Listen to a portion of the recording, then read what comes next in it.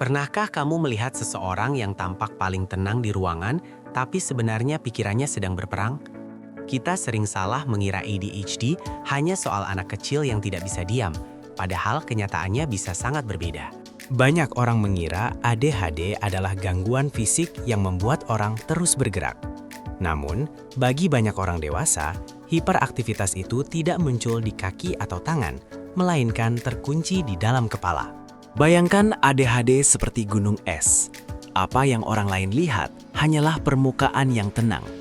Namun di bawah air, ada badai pikiran yang tidak pernah berhenti berputar 24 jam sehari. Dalam sains, ini sering disebut sebagai tipe inattentive atau kurang perhatian. Orang dengan tipe ini tidak terlihat mengganggu, tapi mereka sering terjebak dalam lamunan yang sangat dalam. Dr. Edward Hallowell, seorang pakar ADHD, memberikan analogi menarik.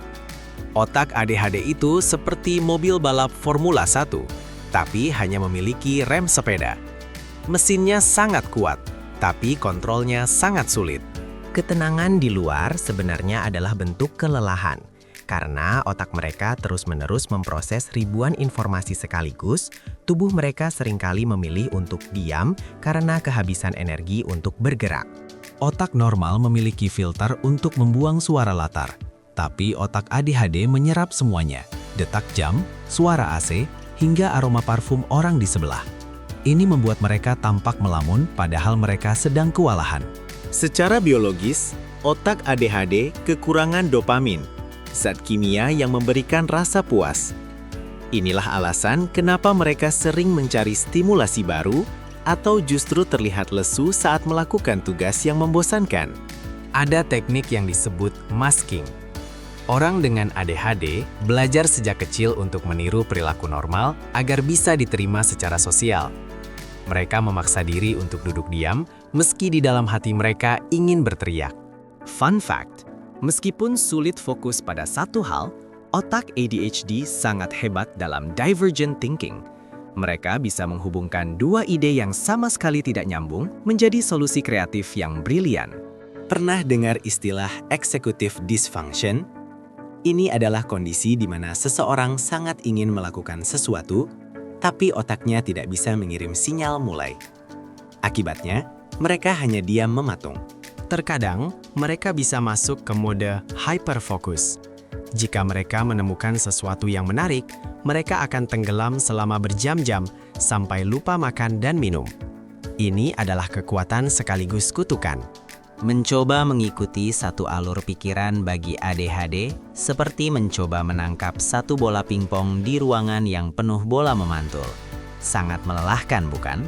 Setelah seharian berpura-pura tenang dan fokus, orang dengan ADHD sering mengalami kelelahan mental yang luar biasa. Itulah kenapa mereka butuh waktu lama untuk menyendiri setelah bertemu orang. Banyak orang baru terdiagnosis saat dewasa.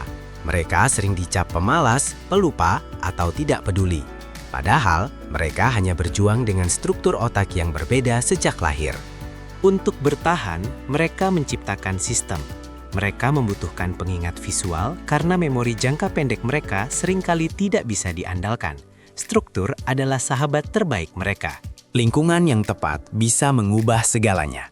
Dengan sedikit penyesuaian, kekacauan di otak mereka bisa berubah menjadi produktivitas yang luar biasa. Jika kamu punya teman yang tampak tenang tapi sering melamun atau telat, jangan langsung menghakimi.